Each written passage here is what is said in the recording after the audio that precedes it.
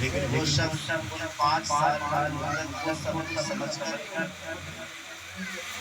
اس زندگی کے بارے میں جاتا تھا جس میں اسے رہنا تھا 5 سال کے بعد۔ وہ کیا تھا؟ بیابان سنسان تھا، جہاں حشرات الارض بھی تھے، جہاں چیل میں کھانے والے جانے تھے اور نہ ہی کھانے کا کوئی انتظام تھا۔ تو ہر شخص آتا اور تخت پہ ڈالے اور نام اکرام آبا و اقسام کی نعمتیں لے کر مدہوش ہو جاتا اور 5 سال کے بعد والی زندگی کے بارے میں سوچتا نہیں۔ بالآخر 5 سال شکیل بھائی، شکیل بھائی اس جگہ سے اس جنگل میں پھینک دیا جاتا، کوئی پریشان نہیں۔ بھائی ادھر کو بس ارے بس یا حشرات کے ڈسنے کی وجہ سے وہ ختم ہو رہا۔ لیکن ایک عقل مند دانا شخص جزیرے پر پہنچا، لوگوں نے اسے پکڑ لیا اور کہا کہ 5 سال تک ہمارا بادشاہ رہے گا، 5 سال تک ہم تیری خدمت کریں گے، تو کہے گا ہم کریں گے، لیکن 5 سال کے بعد ہمارا یہ رواج ہے کہ ہم تجھے ایک سنسان بیابان میں چھوڑ دیں گے۔ نہ تیرا کھانے کا پوچھا جائے گا، نہ پینے کا پوچھا جائے گا، ہمارا یہ دستور رواج ہے۔ اس عقل مند شخص نے اس بات کو منظور کیا اور جس دن اس کی تاج پوشی ہوئی اسی دن اس نے حکم دے دیا کہ جنگل میں صاف کیا۔ بے شک اس نے حکم دیا، لوگوں کو بجانا تھا اس کا حکم، تو جنگل پوری طرح صاف کیا۔ پھر اس نے مزدوروں کو حکم دیا کہ جاؤ وہاں پر جا کر ایک محل تیار کرو۔ لوگ کام میں لگ گئے، محل تیار کرنے لگے۔ پھر خداموں کو حکم دیا کہ جاؤ وہاں پر تعیناتی کرو۔ حتیٰ کہ 5 سال کی اس قلیل مدت میں اس نے اس جنگل کو جو بیابان تھا، خوفناک تھا، اسے ایک محل میں تبدیل کر دیا۔ اور جب وہ وہاں سے 5 سال کی قلیل مدت گزارنے کے بعد اس کا وقت آیا اس جنگل میں جانے کا، تو وہ جنگل نہیں تھا، اب وہ ایک خوبصورت محل بن چکا تھا۔ وہاں خدام بھی تھے، وہاں انواع و اقسام کی نعمتیں بھی تھیں، وہاں خدمت کرنے کے لیے باغیاں بھی تھیں، جناب والا دل نبھانے کے لیے وہاں پر نوکر چاکر بھی تھے۔ اس نے بخوشی اس جگہ کو چھوڑا اور اس جگہ جا کر ہے کہاں وہ تو لگا کے چلا گیا بس۔ جس نے اپنے بعد والی زندگی کے لیے تیاری کی، لیکن افسوس ایسے ان کو تو سمجھ میں نہیں آتی ہے کہ ہماری زندگی دنیا میں کوئی نہیں گزرے گی اور آخرت ہمیشہ باقی ان کو سمجھ میں نہیں آتی ہے۔ یہ مدت ہمیں گزارنا ہے، جو بڑے پروگرام ہوتے ہیں ان کو سمجھ میں آتی ہے، زیادہ سائڈ ہوتے ہیں، جو چھوٹے پروگرام میں سمجھ میں نہیں آتی ہے، ان کو بند کر دیا۔ جو ہے عذاب چاہنا ہے، اس کے باوجود بھی کتنے ناخواندے اور کمزور ہیں وہ لوگ کہ دنیا میں زندگی گزار رہے ہیں، اس کے لہو و لعب میں پڑ گئے ہیں اور آخرت کی کوئی تیاری نہیں۔ کاش وہ اس نوجوان سے جس نے 5 سال کی قریب مدت میں اس زندگی کے لیے جو اسے باقی گزارنا تھی، 5 سال کے بعد اسے بہتر بنایا۔ کاش ہم بھی ایسا کرتے کہ اس قریب مدت کے اندر جس میں ہماری سانسوں کا بھروسہ نہیں کہ کب تک ہو جائے، اس قریب مدت کے اندر اپنے رب کے ہاں توبہ کرتے اور توبہ کرنے کے بعد اپنے رب کو راضی کر لیتے۔ ارے وہ حافظ جی کر دیں گے، حافظ جی پھر اس طریقے سے انداز ہوتا کہ جب روح میری پیرا ہمیں خاکی سے نکلے تو روزے سے آواز آئے تو میرا فقیر آئے۔ جب روح میری پیرا ہمیں خاکی سے نکلے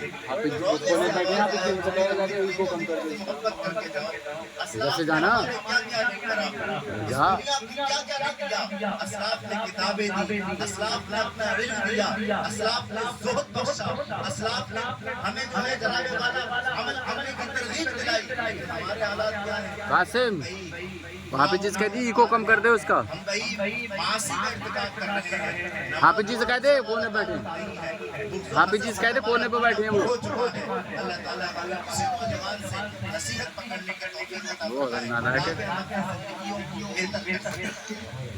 اور یاد رکھیں اللہ کی رحمت سے کبھی مایوس نہ ہو۔ آپ نے ہزارہ گناہ کر دیے ہیں، آپ نے بہت سارے ایسے جرموں کا ارتکاب کر دیا ہے کہ جسے آپ اپنی گمان کے مطابق خیال کر رہے ہیں کہ یہ قابل تلافی نہیں ہے، یہ معاف نہیں ہو سکتے۔ جناب والا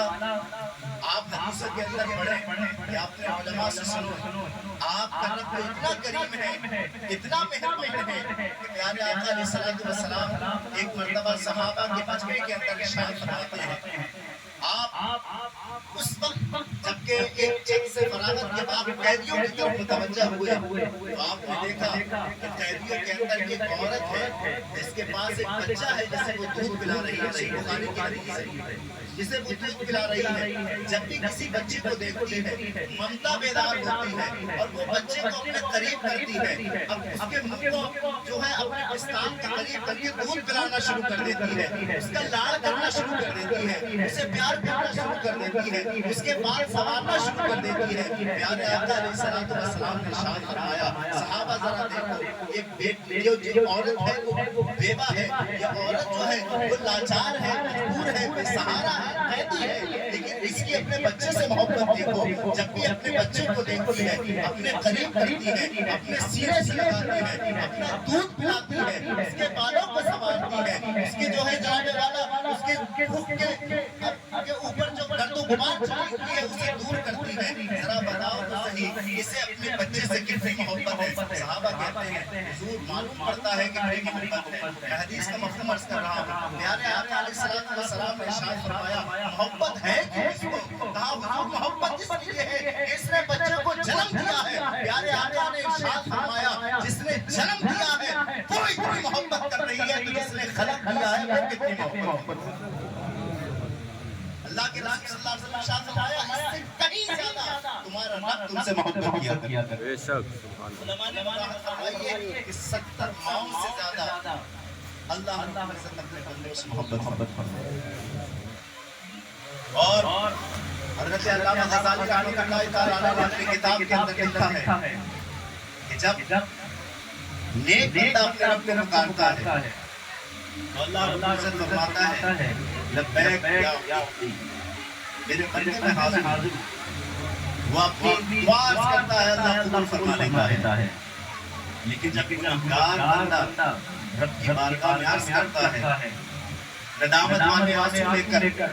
جھکی ہوئی نگاہیں لے کر جب اپنے رب کو پکارتا ہے تو اللہ رب سے ایک مرتبہ نہیں جواب ارشاد فرماتا، 70 مرتبہ فرماتا ہے لبیک یا عبدی، لبیک یا عبدی، لبیک یا عبدی۔ ایسا کیوں ہوتا ہے کہ رب گناہگار کی آواز پر 70 مرتبہ لبیک فرماتا ہے اور نیکوکار کے پکارنے پر ایک مرتبہ؟ اس لیے کہ نیکوکار اپنے اعمال کی ڈھارس کی بنا پر پکار رہا ہے اور گناہگار صرف رب کے فضل کی بنا پر۔ رب کے فضل کی وجہ سے حدیث پاک کے اندر آتا ہے ان اللہ حی کریم یستحیی عن عبدہ اذا رفع یدیہ ان یردہما سفلا۔ حضور فرماتے ہیں لوگوں سن لو تمہارا رب زندہ بھی ہے اور کرم فرمانے والا بھی ہے، زندہ بھی ہے کرم فرمانے والا بھی ہے۔ یستحیی عن عبدہ، اسے حیا محسوس ہوتی ہے اس کی شان کے لائق جب اس کا بندہ ہاتھ اٹھاتا ہے اور کچھ مانگتا ہے، اسے حیا محسوس ہوتی ہے کہ اس کے ہاتھ خالی لوٹ جائیں اور اس کی دعاؤں کو قبول نہ کریں۔ جب بندہ خلوص نیت کے ساتھ حلال رزق کھانے کے ساتھ رب کی بارگاہ میں ہاتھ اٹھاتا ہے اللہ اس کی دعاؤں کو پورا فرمایا۔ سبحان اللہ۔ ذرا سی باتیں تھوڑی سی پریشانیاں ہونے جائیں، تھوڑی سی مصیبتیں اگر برداشت کرنی پڑ جائے تو شکوے کی زبان بدل کر دیتے ہیں۔ پتہ نہیں لگے گا کے اندر انجیل شریف کی ایک عبارت بدل فرمائیے باب حاتم کے اندر کہا کہ انجیل انجیل شریف میں آیا ہے کہ جب بندے کو ہم مال و دولت سے دور کر دیں تو وہ میراث ہوتا ہے، وہ نا امید ہو جاتا ہے، اور جب ہم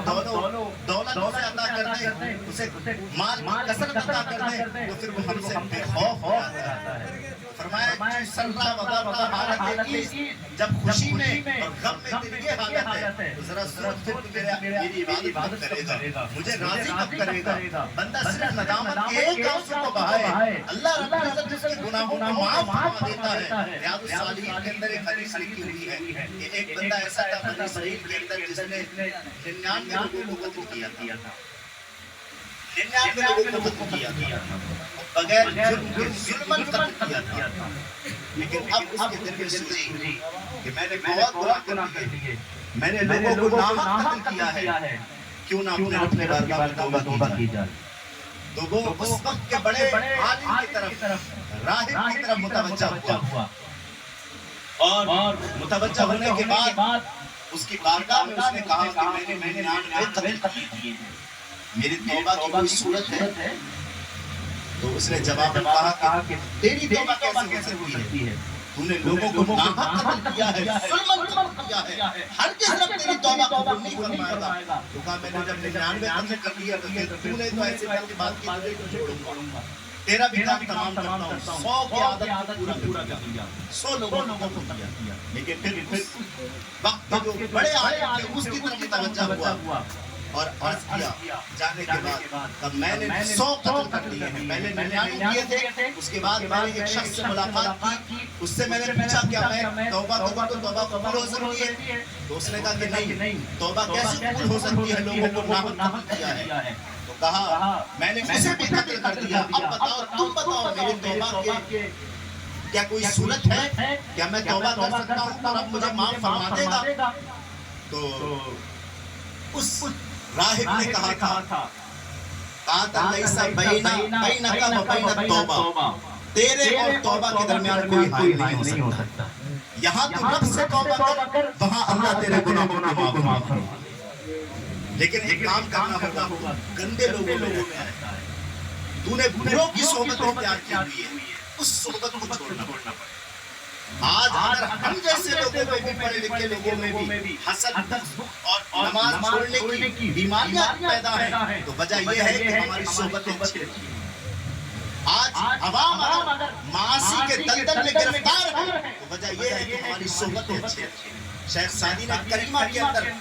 ایک باقاعدہ باب لکھا ہے اور اس کے پہلی سطر کے اندر آپ نے ارشاد فرمایا ہے کہ اگر نیک کی صحبت نہ مل سکے تو ایسا کر کہ جنگل میں رہنا شروع کر اس لیے کہ بروں کی صحبت میں رہنے سے جنگل میں رہنا بہتر ہے جانوروں کے درمیان رہو جناب والا حشرات الارض کے ساتھ رہو جنگلوں میں درختوں کے ساتھ زندگی گزارو لیکن جاہلوں اور رب کے غافلوں سے ان کے ساتھ رہنے سے گناہگاروں کے ساتھ رہنے سے اجتناب کرو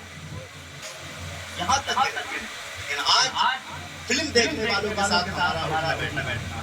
مغلظات پڑھنے والوں کے ساتھ ہمارا اٹھنا بیٹھنا جناب والا دن و رات غیبت و حسد کی آگ اپنے دل میں جلانے والوں کے ساتھ ہمارا اٹھنا بیٹھنا ہے لیکن ہمارے اسلام نے ہمیں کیا ہدایت کی کہا تم گندوں کے ساتھ رہتے ہو ان کا ساتھ چھوڑنا پڑے اس لیے کہ اگر ان کے درمیان بعد میں بھی لوٹ کر چلے گئے تو دل پھر سے جو ابھی چمک رہی ہے پھر سے کالا ہو جائے گا انہیں چھوڑو اور ایک نیک لوگوں کی بستی ہے اس بستی میں جا کر اس نے اس بستی کو فوراً چھوڑا نیک لوگوں کی بستی کی طرف ارادہ کیا لیکن رب کو کچھ اور تھا ارادہ کیا تھا جانے کا چند قدم چل ہی پایا تھا کہ حکم ربی کے مطابق اجل آ گئی موت آ گئی اب یہ بندہ مر گیا ادھر عذاب اور ثواب دونوں فرشتے عذاب کے اور ثواب کے فرشتے وہاں اس کی لاش لا کر جمع ہو عذاب کے فرشتوں نے کہا 99 میں 100 قتل کیے ہیں اس نے زندگی میں کوئی نیکی نہیں کی اس نے یہ تو جہنم کا مستحق ہے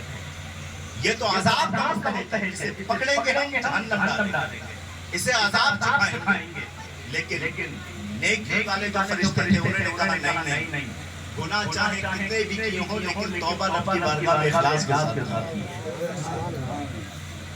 توبہ اخلاص کے ساتھ کی ہے ہم اسے اس توبہ کی وجہ سے جنت کا پروانہ دینے آئے ہیں اسے جنت لے کر جائیں آپس میں جھگڑا ہو رہا تھا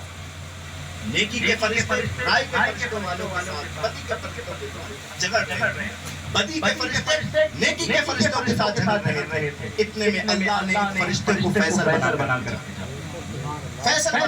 بھیجا وہ فرشتہ آتا ہے کہتا ہے رب کا حکم ہے ڈرنے کی حاجت نہیں نزاع کی ضرورت نہیں رب کا حکم ہے یہ جو زمین ہے نہ پی جائے یہ جو نکلا ہے اللہ رب العزت سے توبہ کرنے برائی والی بستی کو چھوڑ کر تو اس کی مسافت زیادہ ہے یا جس بستی کی طرف پہنچا ہے اس کی مسافت زیادہ ہے؟ جس طرف مسافت زیادہ ہوگی حکم اس طرف لگے گا۔ تو پھر جب ناپا گیا تو پھر 3 روایتیں ہیں، صاحب ریاض الصالحین نے 3 قول ذکر کیے۔ ناپا گیا تو ناپنے میں وہ زمین کے قریب تھا جس زمین میں نیک لوگ بسا کرتے تھے۔ اس وجہ سے حکم یہ ہوا کہ اسے نیکی والے فرشتوں کے ساتھ کر کے اسے جنت کا پروانہ بنایا جائے۔ لیکن بعد میں صاحب ریاض الصالحین نے لکھا ہے کہ وجہ کیا تھی کہ وہ نیکوں کی بستی کے قریب تھا۔ تو فرمایا وجہ یہ تھی کہ وہ دراصل نیکوں کی بستی کے قریب نہیں تھا۔ اللہ رب العزت نے زمین کو حکم دیا تھا کہ یہ جو زمین کی مسافت لمبی ہے، اے زمین تو سمٹ جا، اس لیے کہ جو میری بارگاہ میں توبہ کر لیتا ہے پھر میں اسے عذاب دوں، یہ میری رضا کو منظور نہیں، میں اسے عذاب دوں، یہ میری شان کی لائق ہے۔ اس نے توبہ کر دی، اس زمین کو سمیٹ دیا گیا۔ اور ایک روایت میں آتا ہے کہ وہ بندہ جو مسافت اس کی قریب تھی اس نیکی کی بستی سے، تو وہ گھسٹتا ہوا توبہ کی اتنی تڑپ تھی، نیک لوگوں میں رہنے کی اسے شوق تھا کہ وہ گھسٹتا ہوا آگے بڑھا تھا۔ تو وہ جو آگے ہوا تھا، جو قریب ہوا تھا، وہ گھسٹنے کی وجہ سے ہوا تھا۔ ذرا غور فرمائیے آپ کہ جو بندہ 100 قتل کرنے کے بعد نبی کی امت میں بھی نہ ہو، کسی غیر کی امت میں ہو، محبوب دو جہاں کی امت میں بھی نہ ہو، وہ اگر توبہ کر لے تو اللہ رب العزت زمین کی مسافت کو چھوٹا فرما دیتا ہے۔ تو اگر محبوب دو جہاں کی امت میں رہنے والا شخص رب کی بارگاہ میں توبہ کر لے تو اللہ پھر اس کے مرتبے کتنے بلند فرمائے۔ بے شک سبحان اللہ۔ ضرورت ہے حاجت ہے میں اپنے رب کے قریب ہوں، اس کو راضی کریں، اس کی طرف متوجہ ہوں۔ ہمارے پیارے آقا صلی اللہ علیہ وسلم حدیث قدسی میں ارشاد فرماتے ہیں، کہتے ہیں رب کہتا ہے من تقرب منی شبرا تقربت منہ ذراعا۔ مسلم کی حدیث ہے، بخاری کے اندر بھی موجود ہے۔ حضور فرماتے ہیں اللہ فرماتا ہے کہ میرے ایک بالش قریب ہوتا ہے میں اپنی شان کے لائق اس سے 1 گز قریب ہو جائے گا۔ بے شک سبحان اللہ۔ من تقرب منی شبرا تقربت منہ ذراعا، من تقرب منی ذراعا تقربت منہ باعا۔ اور جو شخص میرے 1 گز قریب ہوتا ہے میں اس سے 2 گز قریب ہوا کرتا ہوں۔ من اتانی یمشی آتیتہ ہرولا، جو میری بارگاہ میں پیدل آتا ہے میری شان کے لائق میں اس سے دوڑ کر کے اپنے قریب کر دیا۔ یہ فضل ہے، اس کی عنایتیں ہیں، بس ضرورت ہے کہ ہم اپنے رب کے طرف متوجہ ہوں اور اس کے حبیب کا واسطہ دیں۔ اس لیے کہ ہم حبیب کا واسطہ دے کر کے توبہ کرتی ہے تو اللہ رد نہیں فرماتا ہے۔ اس لیے کہ اللہ نے قرآن میں فیصلہ فرمایا ہے کہ جب تم اپنی جانوں پر ظلم کر بیٹھو تو میرے حبیب کی بارگاہ میں آؤ، میرے حبیب کا وسیلہ پیش کرو۔ جب میرے حبیب کا وسیلہ پیش کر کے میری بارگاہ میں توبہ کرو گے تو پھر لوجد اللہ التواب الرحیم، مجھے رؤوف بھی پاؤ گے، رحم فرمانے والا بھی پاؤ گے۔ آئیے ہم سب مل کر رب کی بارگاہ میں توبہ کریں اور حضور کو وسیلہ بنائیں، عرض کریں چھوڑ کے تیرا دامن رحمت، آقا ہم سے بھول ہوئی ہے، بھول گئے اپنی قدر و قیمت، آقا ہم سے بھول ہوئی ہے، دیکھ ہماری آنکھ مچولی، اپنے سینے اپنی بولی، بھول گئے ہم میں خوبت، آقا ہم سے بھول ہوئی ہے، دنیا کے ٹھکرائے ہوئے ہیں، تیرے در پر آئے ہوئے ہیں، کھول دے اپنا باب رحمت، آقا ہم سے بھول ہوئی ہے، آقا ہم سے بھول ہوئی ہے۔ اللہ تعالیٰ کی بارگاہ میں دعا ہے کلمات سبقت لسانی کی وجہ سے استعمال ہوگی، اللہ نے معاف فرمائے، ہماری زبان پر ہمیشہ کلمات حق جاری فرمائے۔ وآخر دعوانا الحمدللہ رب العالمین۔ نعت نبی کے 2 شعر استعمال فرمائیے۔